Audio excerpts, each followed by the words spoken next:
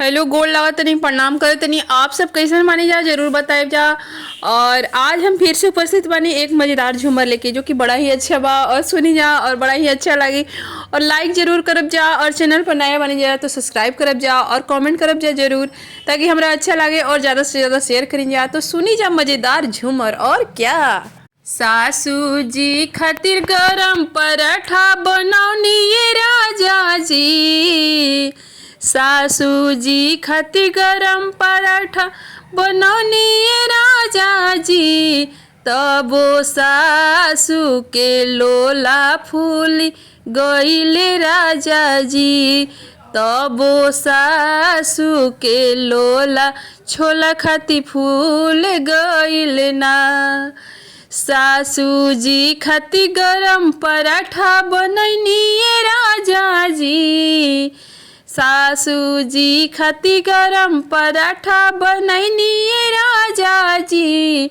तबो सासू के छोला खातिर लोला फूले ना। कि तबो सासू के छोला खातिर लोला फूले ना। ननद खातिर 56 प्रकार बनौनी ये राजा जी। ननद खातिर 56 प्रकार बनौनी ये राजा जी। तबो चटनी खाती ननद के लोला फूले राजा जी। तबो चटनी खाती ननद के लोला फूले राजा जी। सासू खाती गरम पराठा बनौनी ये राजा जी। सासू खाती गरम पराठा बनौनी ये राजा जी। तबो छोला खाती लोला सासू के फूले राजा जी। तबो छोला खाती लोला सासू के फूले राजा जी। देवरा खातिर गरम पूड़ी बनैनी ये राजा जी। देवरा खातिर गरम पूड़ी बनैनी ये राजा जी।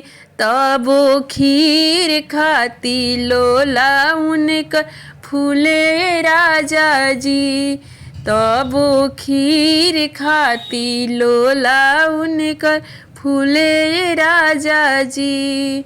सासू जी के गरम पराठा बनौनी ये राजा जी। तबो छोला खाती लोला उनकर फूले हो राजा जी। तबो छोला खाती लोला उनकर फूले हो राजा जी। गोतनी खाती पुलाव हम बनैनी ये राजा जी। गोतनी खाती पुलाव हम बनैनी ये राजा जी। तबो तड़का खातिन गोतिन के लोला फूले राजा जी।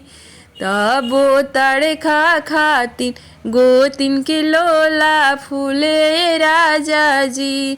ससुरु खाती 56 भोग बनौनी ये राजा जी। ससुरु खातिर 56 भोग बनौनी ये राजा जी। तबो हलुआ खाती लोला उनकर फूले ये राजा जी। तबो हलुआ खाती लोला उनकर फूले हो राजा जी।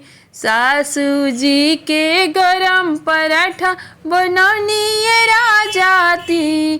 तबो छोला खाती लोला उनकर लटकल ये राजा जी।